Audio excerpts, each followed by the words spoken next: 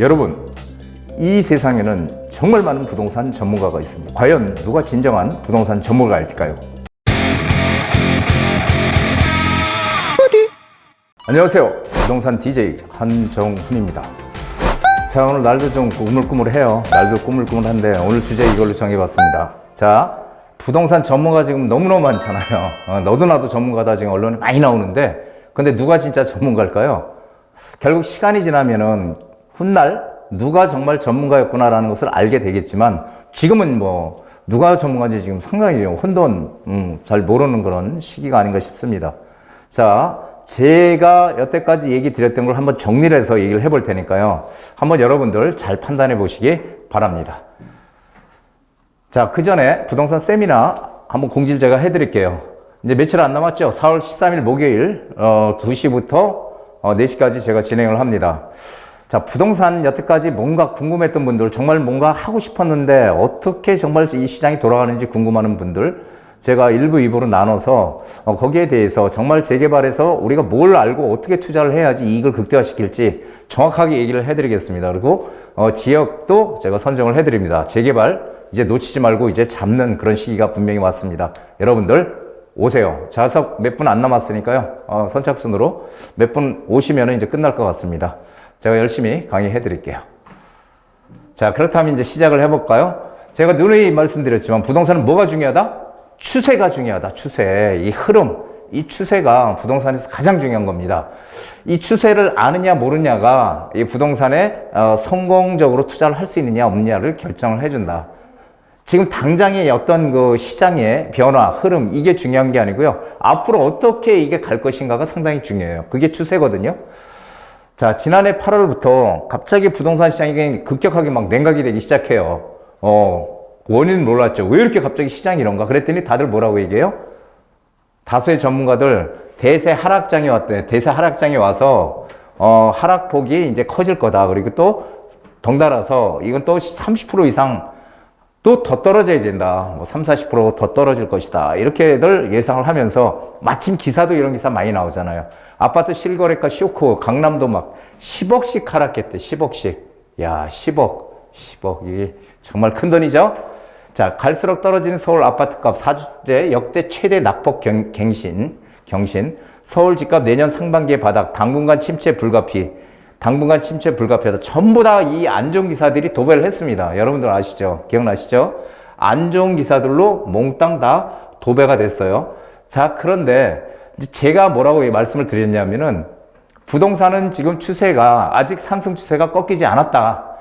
상승 추세는 꺾이지 않았는데 이 코로나발 위기, 코로나발 유동성이라고 하죠. 유동성. 그러니까 코로나가 생기면서 전 세계적으로 돈이 엄청나게 풀렸잖아요. 한 3년 동안.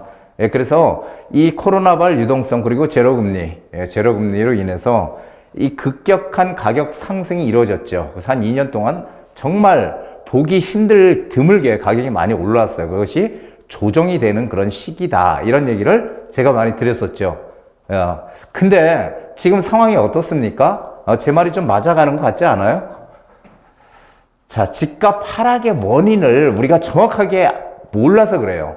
이것을 알면은 우리가 다음을 예측할 수 있잖아요. 집값이 왜 떨어졌나? 그런 어떤 떨어질 수 있는 요소들이 사라진다면, 그럼 우리가, 이제는 뭔가 변화가 시작이 되는구나. 아니면 반등을 하겠구나. 알 수 있는 거 아닙니까? 자, 전문가들 다 뭐라고 했어요? 한마디로 너무 많이 올랐대, 집이. 그래서 이제 떨어질 때가 됐다. 즉, 계속 많이 나왔던 게 이 대세 하락기래요. 대세 하락기. 뭐 지금도 그렇게들 많이 얘기들 하고 있죠. 대세 하락기가 왔다는 겁니다. 근데 제가 뭐라고 얘기했어요? 그 집값이 떨어진 이유는 돈도 많이 풀려 있고 제로금리 상황이었는데 미국발 금리 폭등으로 인해서 우리가 집값 하락에 도화선이 됐다는 겁니다. 미국발 금리 폭등. 그 바람에 이자가 그냥 대출을 받아서 우리 보통 투자하잖아요. 가끔씩 이런 얘기 하는 분들이 있어요. 전문가라고 하는 사람 중에서 빚내서 집 사라고 한다고? 이렇게 얘기하는 분들 있잖아요. 근데 여태까지 우리 부동산 역사상 빚내가지고 집 사지 않은 사람 없다는 거예요. 특별한 사람들 빼고는. 다 대출 받아서 집을 샀습니다. 여태까지. 그러니까 상당히 맞지 않는 얘기들을 많이 하는 거죠. 자, 미국발 금리 폭등이 집값 하락의 도화선이 된 거예요. 도화선이. 도화선이 되는 바람에 급격하게 전 세계적으로 경기가 지금 침체하는 상황, 그리고 경제가 상당히 안 좋은 상황으로 지금 돌입을 하면서 부동산 가격이 급격하게 꺾인 거죠. 그래서 미국발 금리가 오르니까 우리 한국은행도 기준금리를 올려야 되잖아요. 그렇죠. 이거 뭐 당연하죠. 그래서 지금은 현재는 우리는 기준금리가 3.5%, 미국은요 5%. 미국이 지금 한 차례 정도는 더 올릴 가능성이 커요. 한 차례 정도. 근데 그것으로 어떻게 된다? 끝이다. 미국도 이제 한 차례만 올리면 끝이고, 우리는 오늘, 다들 아시죠? 오늘이 11일입니다. 4월 11일. 지금 우리의 기준금리 어떻게 됐어요? 동결됐죠. 제가 뭐라고 얘기했죠? 기준금리 못 올릴 것이다. 3.5%에서 끝이다. 이런 얘기를 과감하게라고 얘기를 하면 뭐 하지만, 하여간 다른 사람들이 한 차례 더 올릴 것이라고 했을 때 저는 못 올릴 것이다라고 얘기를 했었죠. 그래서 지금 걱정들 하고 있는 게 금리 차이가 1.5%로 지금 최대 차이가 나고 있다 이렇게 얘기를 하는데, 과거에도 우리 금리가 미국과 기준금리가 역전 현상이 3번 벌어졌는데 그 중에 1999년도에 6월 달에 1.5%까지 벌어진 적이 있어요. 그때도 무슨 얘기 나왔겠어요? 우리나라에 들어왔던 외국 자본들 다 빠져나간다. 우리 금리가 이제 너무 오히려 역전이 돼서 미국 기준금리가 더 높으니까 1.5% 차이가 나니까. 그런데 그때 그런 일이 안 생겼다라는 거죠. 자, 재미있는 현상이죠. 좀 비슷합니다. 자, 금리의 방향성. 제가 누누이 얘기 드렸죠. 이미 어떻게 됐다고? 정해져 있다. 제가 부동산 투자를 그동안 오랫동안 해봤지만 가장 문제가 되고 있는 게 뭐냐면 불확실성이에요. 이게 도대체 어느 방향으로 어떻게 튈지를 모르는 이 불확실성이 우리 투자의 가장 큰 최대 적입니다. 그런데 이 불확실성이 지금 어떻게 됐다? 사라졌다는 거잖아요. 이제 사라졌어. 불확실성이 없어졌어, 이제. 자, 언제까지 미국 금리 올려요? 한 차례. 많이 올리면 한 차례라는 거죠. 더 이상 못 올린다. 미국 기준금리 그 점도표에 보면은, 연준에 점도표 보면 5.1%로 돼 있거든요. 중간 가격이 5.1%면 이제 한 차례 정도만 올리면 이제 끝이에요. 이제 더 이상 못 올려요, 미국. 자, 미국이 기준금리 올리면 우리도 따라 올려야 된다? 이건 아니죠. 제가 제 강의에서도 얘기를 드렸어요. 미국 기준금리 올린다고 해서 무조건 따라 올리는 게 아니다. 안 올려도 외국 자본 안 빠져나간다. 우리가 기준금리를 올릴 수 있는 이유는 우리 경제가 탄탄하고 경제 펀더멘탈, 기초 체력이 충분할 때만 올릴 수 있다. 그렇지 않으면은 못 올린다. 미국이 기준금리 올린다고 해서 따라 올리는 거 아니다. 이런 얘기 많이 드렸잖아요. 제 강의 보면 이런 것들 있습니다. 동영상에. 자, 미국 기준금리 인상이 이제 막바지 단계로 접어들었고요. 지금 그리고 또 소비자 물가도 9.1%에서 6%로 점진적인 지금 하락하고 있는 상황이죠. 우리 한국은행은 어떨까요? 오늘 이제 동결했죠. 3.5%. 지금 2회 연속 동결로 한국은행도 이제 기준금리 끝이다라는 기사가 나오고 있죠. 이제 긴축 끝났다, 한국은. 이런 얘기 지금 나오고 있습니다.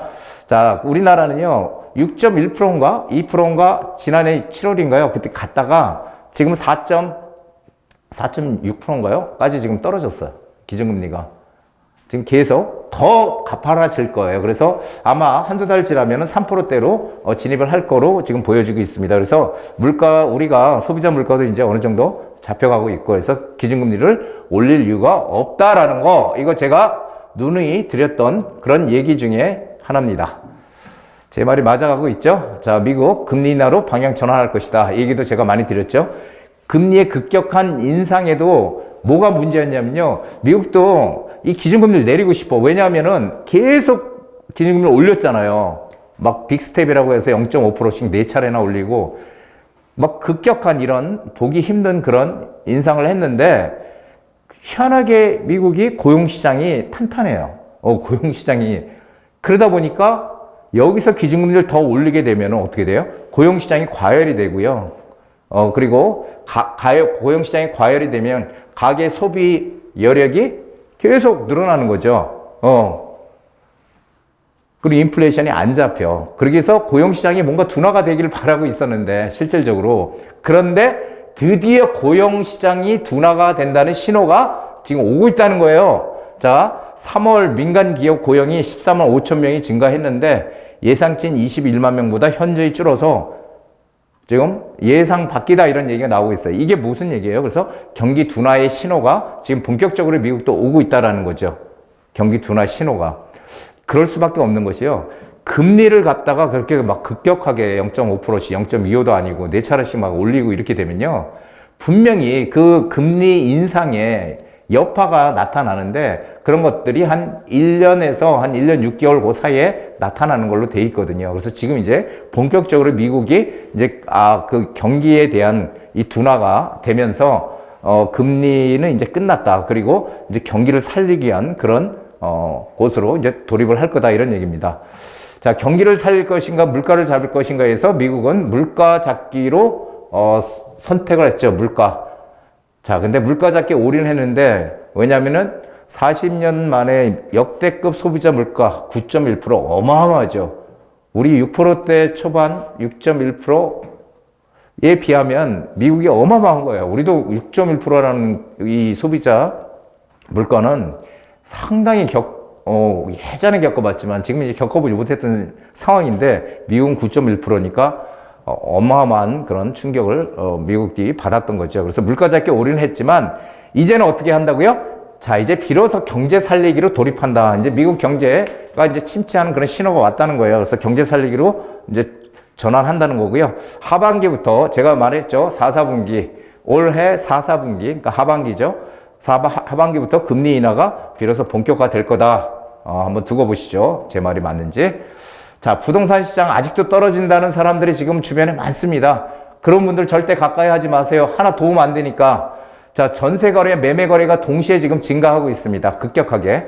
자, 이게 일시적인 현상, 데드캣 바운스라고 해서 이 증권, 주식 시장에 쓰는 용어인데, 죽은 고양이가 갑자기 꿈틀을 한다는 거예요.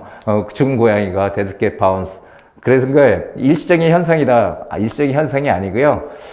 지금 전세 거래와 매매 거래가 동시에 늘어나고 있거든요. 이것은 무슨 의미예요? 파는 사람과 사는 사람이 늘어나고 있다는 거예요. 즉 뭐예요? 왜 늘어나요? 불확실성이 사라졌다는 겁니다. 이제 불확실성이 사라져. 그래서 호재와 악재가 같이 섞여 있었잖아요. 미국 막 기준금리 막 올리는데 정부에서는 어쨌든 부동산 부양책을 피고 있고 호재, 악재 막 이렇게 섞여 있는 시장에서 지금 악재가 사라졌다라는 얘기를 지금 드리고 있는 겁니다. 자, 그렇다면은 여기 보면은요. 서울 아파트 거래량이 2022년 10월 달에 558가구 아파트 거래량. 이때가 완전 바닥이었죠. 이때가 완전 바닥 558가구 한 달에. 자, 11월 달 731가구, 12월 달 835가구 점점 어쨌든 조금씩이지만 늘어나고 있었죠. 그러다가 1월 달에 1418가구로 좀 많이 늘었네요. 1418가구. 2월 달 2462가구 왕창 늘었네요. 자, 3월 달 2402가구 거의 비슷한데 아직도 3월은 11일이니까 아직도 말일이 되려면 3월 말이 되려면 31일이 되려면 아직 멀었잖아요. 아직 한 20일 가까이 남았잖아요. 그러면 어떻게 돼요? 3월 달 거래량은 3,000건이 넘어갈 거다. 3,000건이 넘어갈 거다. 상당히 지금 급격하게 지금 올라가고 있죠. 네, 변화가. 자, 3,000건이 넘어가니까 이제 어떤 분들이 이렇게 얘기해요. 야, 그런 소리 하지 마. 왜냐하면 서울 거래량이 막 7, 8천 건이 기본인데 무슨 3,000건 됐다고 지금 난리냐. 이렇게 얘기하는 분들이 있는데요. 제가 뭐라고 말씀드렸어요? 추세가 중요하다는 거예요. 추세가 7, 8천 건이 문제가 아니고 추세가 지금 이렇게 올라가는 추세라는 거예요, 이게. 이것을 이해하셔야 되지. 지금 무슨 거래량이 요거밖에 안 늘었는데 무슨 소리냐. 이렇게 얘기하는 건 아니다라는 얘기죠. 전세 거래량도요, 지금 어마어마하게 늘고 있어요. 11월 달에 9,467가구, 서울입니다. 12월 달 1,409가구로 좀 올랐죠. 그 다음 1,757가구, 1월 달. 2월 달에 13,358가구, 예년에 보통 우리가 예년에 그 전세 거래량이 2, 3월 이때 한 2, 3천 건 정도 되거든요. 근데 거의 지금 회복한 거죠. 그런데 지금 3월 거래량이 11,347가구.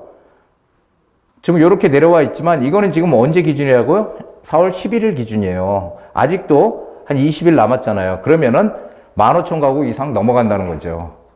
상당히 지금 전세 거래량도 늘어나고 있다라는 거예요. 거래량이 늘어난다는 의미, 그것을 우리는 잘 새겨야 된다라는 얘기를 드리는 겁니다.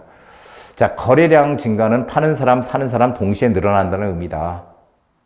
왜 파는 사람, 사는 사람이 늘어났을까? 일시적으로 왜 늘어나요? 악재가 없어졌기 때문에. 아시겠죠? 자, 부동산 시장 추세 지금 한번 보시자고요.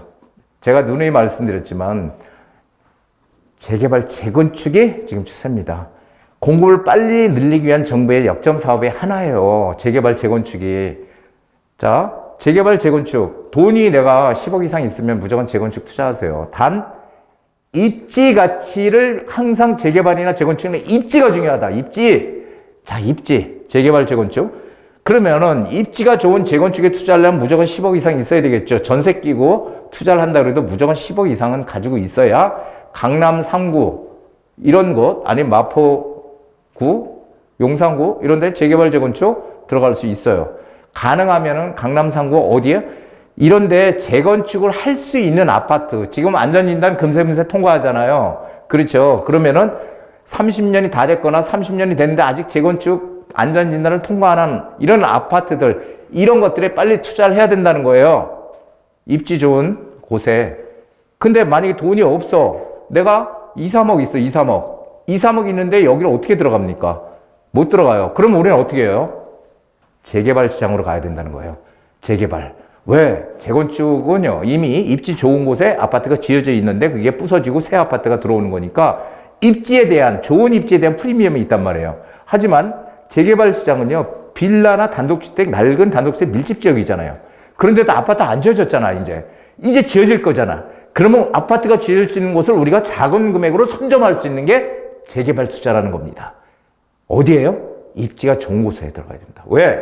지금 뭐 신속통합계획이다, 모아타운이다, 역세권 개발이다. 모든 지금 재개발이 여기저기서 우후죽순으로 한다고 하지만 모든 곳이 다 될 것이냐라는 거 한번 생각들 해보셔요. 다 안 됩니다. 될 만한 곳만 됩니다. 그런 것들이 바로 대표적으로 입지가 좋은 곳들이라는 거죠. 여러분들 꼭 기억하세요. 싸다고 외곽으로 가면 안 된다는 얘기 드리는 겁니다. 그래서 입지 가치가 정말 중요하다. 아, 도널드 트럼프 요즘 그 참 말 많은 미국의 전직 대통령 도널드 트럼프도 로케이션이라는 말을 몇 번 했다고요? 3번 했어요. 로케이션. 부동산은 로케이션. 로케이션, 로케이션. 입지. 자, 역세권, 그럼 재개발 중에서, 재개발도 유형이 많잖아요. 뭐 신속통합계획도 있고, 모아타운도 있고, 일반 재개발도 있고, 역세권 개발도 있고, 공공개발도 있고, 공공개발은 이미 이제 거의 끝났지만, 우리가 관심을 가져야 될 게 역세권 개발과 한강변 개발입니다. 제가 10년 전부터 이것이 투자의 쌍두마차라고 얘기를 드렸어요. 왜 그러냐면은 역세권 개발해서 초고층으로 짓는, 즉 우리도 지금 시작하고 있잖아요. 그렇죠. 주거 지역에 주거, 업무, 상업, 그 다음에 문화, 공간까지 같이 넣는 복합 개발, 이것이 바로 역세권에 위치해야지 할 수 있는 거예요. 아파트도 마찬가지고요. 자, 역세권 개발, 일기 신도시 분당 같은 경우도 마찬가지잖아요. 거기 용적률 500%까지 준다고 해서 다 500% 주는 거 아니에요. 어디를 준다고요? 역세권에 위치해 있는 그런 아파트 단지들만 500%의 혜택을 받을 수 있는 거다. 자, 500% 역세권 개발. 그리고 누누이 얘기했지만 부자들은 다 강을 끼고 산다는 거예요. 이게 한강변의 가치예요. 한강변이 지금 한강변에 있는 아파트들이 어마어마하게 가격이 비싸지만 그 아파트를 우리가 투자하는 게 아니라 한강변에 바뀔 수 있는 곳, 아파트가 들어올 수 있는 입지 좋은 곳을 우리가 선점하는 게 재개발이에요. 그래서 역세권 개발, 한강변 개발, 투자의 쌍두마차입니다. 오세요. 제가 다 투자를 시켜드리도록 하겠습니다. 정말 나중에 10년이 지났을 때, 아, 정말 내가 이거 잘했구나. 2013년도도 제가 얘기 드렸죠. 한남 뉴타운 지금 사야 됩니다. 부가인 뉴타운 사야 됩니다. 아일 뉴타운 사야 됩니다. 아무도 안 샀어요. 지금은요, 못 들어가요. 한남 뉴타운 어림도 없죠. 그때만 해도 한 3억이면 충분히 투자했거든요. 2013년도. 물론 옛날 얘기지만. 그래서 항상 과거를 보면은 우리가 앞으로의 미래를 우리가 예측할 수 있는 것입니다. 부동산은요, 그냥 뭐 데이터 갖다 놓고 인위적으로 데이터 갖다 놓고 이렇게 될 거예요, 저렇게 될 거예요. 이거 아무 의미 없어요. 자기가 경험을 해봐야 돼. 사고 팔고. 이것이 부동산이 가장 큰 힘이 됩니다. 과연 지금 부동산 시장에서 투자를 제대로 해본 분들이 얼마나 되는지 잘 모르겠어요, 솔직히. 자, 재개발 4월 13일 특별 세미나 있다는 거 제가 공지해 드렸죠. 자, 실수를 피하는 유일한 방법은 뭐예요? 투자하지 않는 것이에요. 하지만 이것이 가장 큰 실수다. 맞죠? 존 템플턴, 전설적인 투자자죠. 대공황 때부터, 1929년 대공황 때부터 투자를 시작했던 아주 전설적인 인물입니다. 자, 우리 여러분들 가만히 돈 들고 가만히 있는 건 바보짓이죠. 자본주의 사회에서 물가는 계속 올라갑니다. 인플레이션은 계속 지속되는 거고 돈의 가치는 계속 떨어집니다. 내가 있는 돈을 갖다가 지키기 위해서는 어느 정도 실물 자산에 투자를 해놔야 된다는 거예요. 실물 자산 하면 여러 가지 있겠죠. 금도 뭐 있고, 그렇죠. 골동품도 있을 거고, 뭐 주식 투자도 괜찮아요. 코인? 코인도 괜찮아요. 어쨌든 분산해야 돼. 근데 제가 아는 재테크로서의 이런 실물 자산은 부동산이, 저는 부동산밖에 모르니까요. 부동산이 큰 이익을 내줄 수 있다는 것을 말씀드리는 겁니다. 가만히 돈 쥐고 있는 거는 정말 내 돈을 까먹는 거죠. 어떻게든지 움직여서 내 재산을 불려갈 수 있는 그런 현명한 우리 구독자 여러분들이 되시길 바랍니다. 자, 오늘 여기까지입니다.